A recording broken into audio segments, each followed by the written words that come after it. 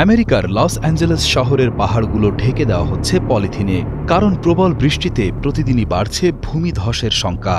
গত 14 নভেম্বর শুক্রবার Los Angeles পরপর দুটি ঝড়ের কবলে পড়েছে। ঝড় এবং প্রবল বৃষ্টির কারণে এলাকায় ব্যাপক বন্যা ও ভূমিধস সৃষ্টি করতে পারে বলে আশঙ্কা করা হচ্ছে। এছাড়া গত জানুয়ারির বিধ্বংসী দাবানলে বনাঞ্চল পুড়ে যাওয়ায় মাটি পুরোপুরি অরক্ষিত থাকায় পাহাড় থেকে মাটি ধসে পড়ার আশঙ্কা তৈরি হয়েছে। অ্যাকুওয়েদারের সিনিয়র আবহাওয়াবিদ হেদার জেহর জানিয়েছেন, শুক্রবার লস অ্যাঞ্জেলস এলাকায় যে মাঝারি বৃষ্টি নিয়ে আসা ঝড়টি শুরু হয়েছে সেটি শনিবার ও রবিবার প্রশান্ত মহাসাগর থেকে পূর্ব দিক থেকে আসা দ্বিতীয় একটি আবহাওয়া ব্যবস্থার সঙ্গে মিলিত হবে বলে আশা করা হচ্ছে। এই দুই ঝড়ের সংযুক্তির ফলে লস অ্যাঞ্জেলস অঞ্চলে বৃষ্টির পরিমাণ আরও বহুগুণ বেড়ে যাওয়ার সম্ভাবনা রয়েছে।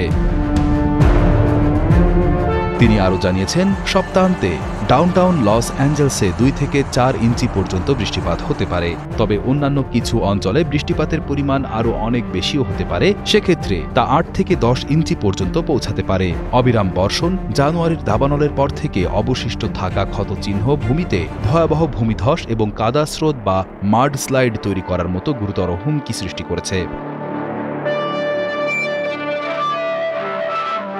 লস অ্যাঞ্জেলসের জরুরি পরিষেবা সংস্থাগুলো স্থানীয় বাসিন্দাদের সম্ভাব্য ঝুঁকিপূর্ণ এলাকা থেকে দূরে থাকতে এবং প্রয়োজনীয় সতর্কতা অবলম্বন করতে অনুরোধ জানিয়েছে।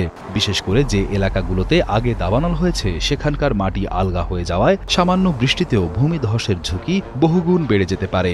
এই অতিরিক্ত বৃষ্টির কারণে লস অ্যাঞ্জেলস কাউন্টির বেশ কিছু নিম্নভূমি এলাকা দ্রুত বন্যার জলে তলিয়ে যেতে পারে বলে সতর্ক করা হয়েছে।